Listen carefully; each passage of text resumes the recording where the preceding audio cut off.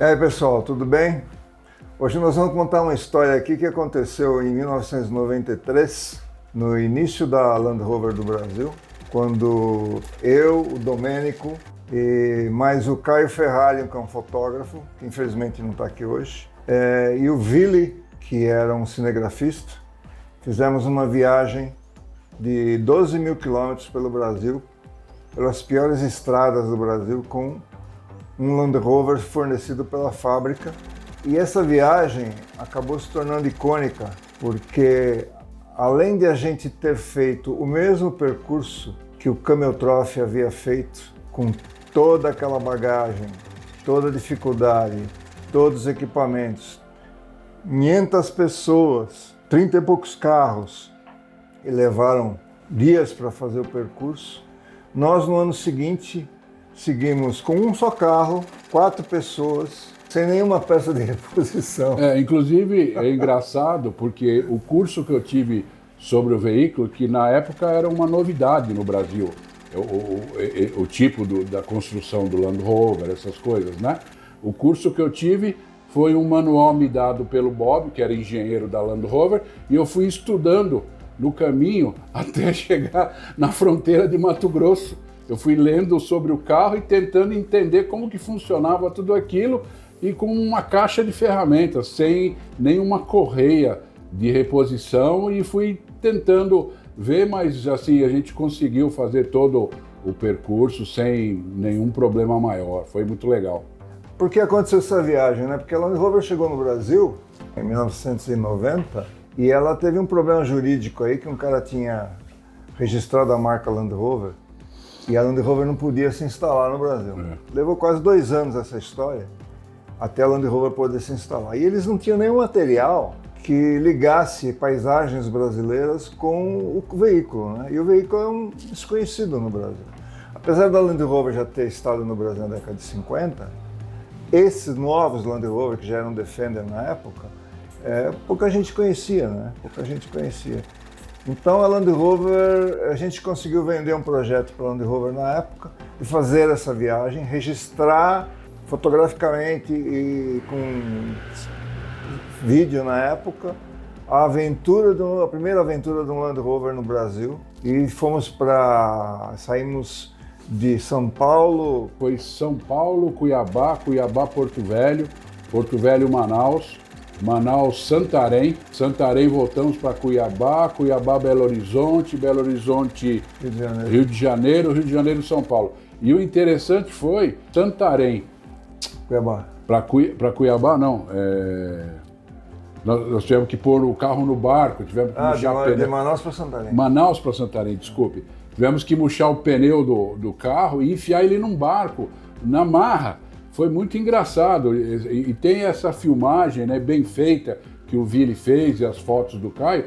E assim, foi uma aventura sem igual, né? Fazer essas coisas, né? E assim, a gente sabia das dificuldades do Camel Trophy, né? E quando a gente fez, principalmente a Porto Velho Manaus, principalmente a Cuiabá Santarém, a dificuldade era muito grande, né? E a gente estava sozinho. Vocês vão ter oportunidade de ver futuramente no vídeo os perrengues que a gente passou lá, né? Quando a gente chegou em Porto Velho, né? A nossa ideia era seguir via Manaus por terra. Só que o que acontecia é que a estrada estava fechada, não tinha como passar mais lá, aquele lugar lá. Aí nós ingressamos no barco Rio Madeira, fizemos o Rio Madeira até o Rio Amazonas até Manaus. Isso numa balsa. Uma balsa junto com os caminhões. 5 dias e 5 noites. Isso, 5 dias e 5 noites. E a balsa atrasou, sei lá, 2 dias para sair, lembra? Nós tivemos que esperar 2 dias para a balsa sair porque não saía, né? E ali na região amazônica é curioso pelo seguinte: o cara vende a viagem na balsa dele e fala assim, não, daqui 2 dias você chega em Manaus. E a balsa, ela tem 4 motores. Ela é assim, eles amarram 2 balsas, atrás vai um empurrador, que é um barco menor, né? Com 4 motores. A balsa, uma parte dela é tanque de combustível, né? Que puxa por empurrador. Aí eles te vendem a viagem para 2 dias. Daqui 2 dias vocês vão chegar em Manaus. Só que é o seguinte, quando a gente sai no rio, o que acontece? o operador do barco desliga 2 motores. Então, na verdade, a gente tinha que ter 4 motores empurrando a balsa, só tinha 2. O que ele faz? Ele para em tudo quanto é canto e vende o diesel. Vai economizando o diesel e vai vendendo o diesel nos portos, cara. Então a viagem que a gente esperava fazer em 2 dias, levou 5 dias para fazer, e 5 noites, a balsa não para, entendeu? Carregada com 36 carretas e nós com o Land Rover. Com o Land Rover lá. Né? Aí chegamos em Manaus. E de Manaus a gente iria para Santarém, não tinha balsa, só barco. Foi aí que foi a epopeia de colocar o Land Rover dentro de um barco daquelas gaiolas, né? Mas no fim deu tudo certo e foi muito legal. Na verdade o carro não cabia na balsa, no barco, né? Porque o teto era baixo. Aí nós tivemos que arrancar o bagageiro do carro, murchar os 4 pneus dele até o talo, né? E puxar com o guincho lá para dentro do barco e uma talha também. Talha para fazer a curva, você amarrava na lateral, puxava para endireitar o carro dentro do barco. E assim foi. Viajamos mais 3, 4 dias. Né? 2 dias, 2 dias. 2 dias. 2 a 3 dias. Para chegar em Santarém, né? É. O interessante desse trecho aí é que a gente conheceu a Madeira Mamoré lá em Porto Velho, né? Isso, foi. Fizemos lá uma viagem legal. Ajudamos a rebocar um caminhão lá, usamos o guincho pela primeira vez, lembra? Foi. A gente tinha instalado, o pessoal da Auto 4 tinha nos fornecido um guincho War, né? De 8.000 libras. Só um parênteses. E essa história da viagem, o engraçado foi assim, o Nelson montou o projeto, tudo, e a Land Rover chegou no Brasil, não tinha muito dinheiro, e vai fazer viagem, não vai fazer, né? E no fim, na última hora, eles resolveram, vamos liberar o carro e vamos fazer a viagem. E autorizou. Ele me liga e fala, sabe aquela viagem? Eu falei, saiu, mas e quando nós vamos, né? Ele falou, depois de amanhã. Eu falei, mas depois de amanhã? Depois de amanhã, porque foi liberado agora e temos que ir e tarará. Aí o guincho foi colocado, quase que amarrado com arame no carro, fizemos um snorkel lá, que no fim fechava e o motor apagava na estrada, tivemos que resolver no caminho. Foi bem brasileiro o negócio. E aí, esse guincho do fim se tornou útil quando nós puxamos de um atoleiro e depois fizemos funcionar um caminhão Chevrolet que era da Força Aérea Brasileira. Não, mas antes disso... Antes disso tinha uma carreta Mercedes que tinha atravessado o trilho da Madeira Mamoré lá e não conseguia sair, né? Era de um circo, né? Aí nós fizemos o primeiro teste com o guincho, que foi puxar essa carreta, uma carreta pesada, né? E o carro parado, tivemos que amarrar o carro numa árvore e com o guincho saía até fumaça do guincho, cara. Puxou o caminhão. Mas puxou. Foi bem legal. E ele foi providencial esse guincho, assim, 4 vezes, que eu me lembro bem. Uma vez foi dessa hora para salvar o camarada aí com o caminhão no trilho lá da Madeira Mamoré, mas era dentro da cidade, tranquilo. Aí um outro era o caminhão da Força Aérea que estava atolado numa valeta na BR-163 e ele não tinha partida. Aí nós conseguimos puxar ele lá debaixo de um areião, aí demos um tranco, o caminhão pegou, o caminhão da Força Aérea. E 2 vezes a gente também sozinhos atolamos, e se não tivesse o bendito do guincho, a gente estava lá até hoje, porque não dava para passar. Vocês imaginam a BR-163 nessa época, né? O que acontece na BR-163? Tem o período... A Amazônia é assim, verão e inverno, né? Verão chove, inverno não chove, frio jamais, né? Sempre calor, tanto no inverno quanto no verão. Aí o que acontece lá na 63 e na maioria das estradas da Amazônia? O pessoal aproveita a época do verão, quando não chove, para arrumar a estrada, né? Principalmente as prefeituras e transitar por ela para levar os víveres, né? Principalmente para os garimpos na época que tinha nas cidades lá, e combustível e coisas importantes. Os caminhões usam essa estrada durante o período do verão, mas eles avançam durante um determinado tempo para a época de inverno, quando começa a chover. E aí o que acontece? A estrada começa a deteriorar. Os caminhões começam a deteriorar a estrada, destruir a estrada. O problema é a maneira que é feita a estrada, né? Porque são aqueles igarapés, assim, córregos pequenos, que eles botam uns tubos ali para a água passar e jogam terra em cima, compacta, aí tranquilo, você vai e vem numa boa. Quando começam a época das chuvas, que são torrenciais, né, e muito rápidas, né, aquelas pancadas grandes, tipo tempestade, forma uma tromba d'água, que arrasta a estrada com tubo e tudo junto. Inclusive, a gente achava estranho ver tubo no alto do morro, assim, sabe? Eu falei, mas o que foi fazer lá? É a água que levou aquilo lá. Então a estrada acaba, não tem o que fazer, né? Então aí o que acontece? Depois que a estrada começa a ficar destruída, os caminhões continuam querendo atravessar essa estrada, eles atolam, quebram, se arrebentam, perdem a carga. Aí existem alguns personagens lá da Amazônia que moram nessas comunidades que existem no percorrer da estrada, que eles têm uns tratores, né, que geralmente usam para madeireira, né? Trator com guincho hidráulico monstruoso na traseira, com tração nas quatro. Esses caras ficam só esperando os caminhões atolarem lá, atola 1, atola 2, atola 3, atola 10 caminhões, aí eles vão lá e ganham o dinheirinho deles, entendeu? Puxando os caminhões, tirando dos atoleiros. Mas são atoleiros assim de 3 km de comprimento, não é atoleirinho que você entra e sai.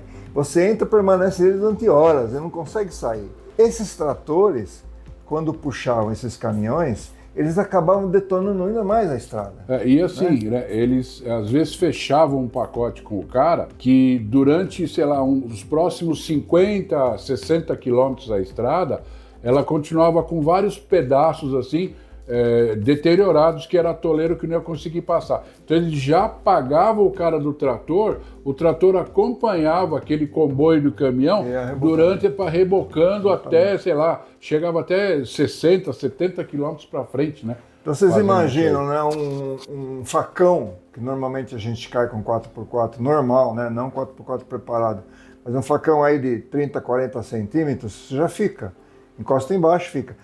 Os facões lá têm a altura do ombro da gente. Lembra disso?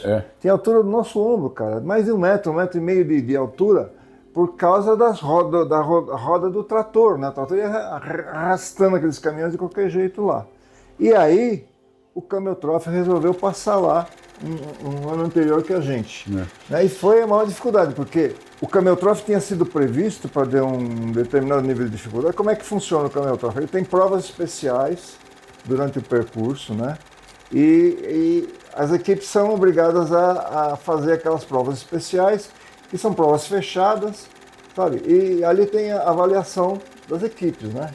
E a 163, na programação do Camel Trophy que houve, no 89, foi, né? Foi. A 163 era só um deslocamento. Era só um deslocamento para sair de Alta Floresta e até Santarém. Só que eles, quando fizeram o levantamento, fizeram no verão. E o Camel Trophy foi planejado no inverno. Então, quando eles chegaram lá, a estrada estava toda destruída. Então, o Camel Trophy de verdade aconteceu não 63, que foi, assim, desastroso, né, em termos de tempo. Porque eles tinham uma previsão de tempo para cumprir as etapas e começou a atrasar tudo. Os caras demoraram, não saíam mais de lá, os carros quebravam e foi aquela correria toda para poder chegar a Santarém. Tanto que eles tiveram que eliminar provas e partes do Camel Trophy para poder vencer o final do Camel Trophy, que ia ser em Manaus, né? Nós fizemos ao contrário, nós saímos de Manaus, inclusive a gente encontrou lá com o pessoal do Camel Trophy das Guianas. Isso foi legal também.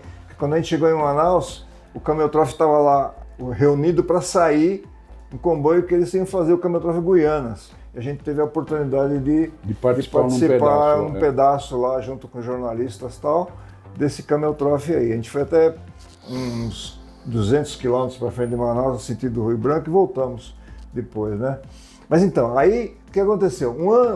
Isso foi em 89. Em 93 a gente resolveu fazer o mesmo percurso do Camel Trophy no sentido inverso. E nós pegamos a estrada pior até do que estava na época do Camel Trophy.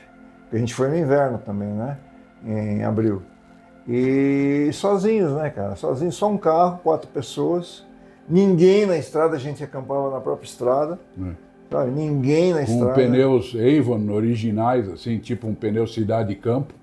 Não deu nem tempo de trocar pneu, mas foi muito bem. E foi assim, muita sorte nossa poder ter feito essa expedição, essa aventura.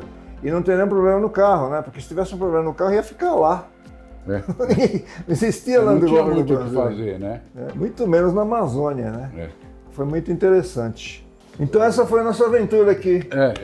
O pedaço pior já foi, depois aí, quando a gente desceu de Santarém para Cuiabá, começou a ficar mais tranquila a viagem, só estradas de terra, aí encontramos com algumas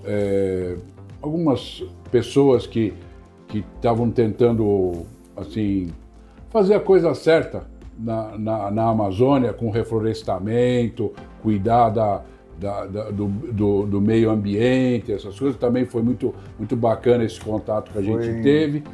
E aí depois a gente começou já a andar, sempre tentando andar fora de estrada, mas nada dificultoso, chegando em Brasília, Belo Horizonte, Rio, São Paulo, mas nada assim. A gente ainda teve a oportunidade de andar um pouco no sertão da Bahia, né? Isso, Onde tinha lá os fornos de carvão. Fizemos o Pico da Bandeira. Pico da Bandeira, que era um lugar que a gente queria conhecer também. Enfim, tudo isso foi registrado em vídeo. E a Land Rover acabou utilizando esse vídeo na sequência a divulgar a performance do carro em todas as concessionárias as primeiras concessionárias que a Land Rover montou no Brasil, né? Acho que eram 8 ou 10. Então, esse vídeo foi o primeiro material de divulgação da performance do Land Rover no Brasil. Tem até um fato curioso, porque numa parte do vídeo a gente está na estrada, no asfalto, e o carro está 140 por hora. Teve gente que assistiu o vídeo e falou, pô, mas como é que vocês andam na estrada com um carro desses a 140 por hora, né?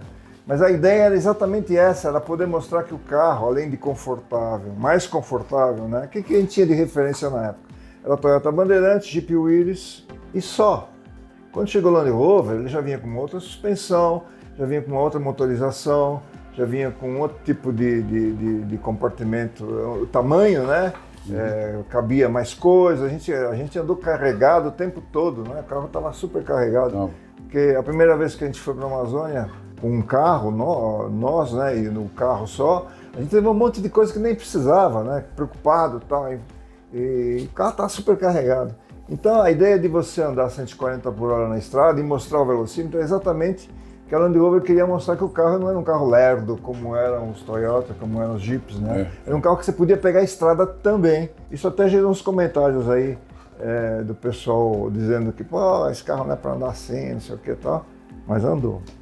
Então é o seguinte, esse vídeo a gente vai colocar aqui no canal do Fora de Estrada e vocês vão ter a oportunidade então de conhecer um pouco dessa viagem que nós fizemos. A qualidade não é das melhores, mas é um registro histórico do início da Land Rover no Brasil, na qual nós tivemos a oportunidade de participar. A maneira que foi editado esse vídeo que você fez assim, é um negócio muito bonito de ver. Tanto é que a Land Rover usou fotografias que o Caio tirou e até partes do vídeo para fazer propaganda internacional. Na Inglaterra. Verdade. Na Inglaterra e fora em outros lugares. Verdade. Porque foi uma coisa assim muito fina. Quando vocês assistirem o vídeo, vocês vão entender o que eu estou falando. E foi engraçado porque na Inglaterra, o pessoal da Land Rover, inclusive o pessoal da Land Rover que participou do Camel Trophy, quando viu que nós fizemos o mesmo caminho sozinhos, eles não acreditaram, né? Os caras não acreditaram. Falaram, mas como que vocês fizeram sozinhos? Nós fizemos sozinhos. E acabou servindo de modelo aí para algumas partes do vídeo eles usaram em propagandas deles lá. Certo, pessoal? Obrigado então e bom divertimento para vocês aí. Obrigado, tudo de bom.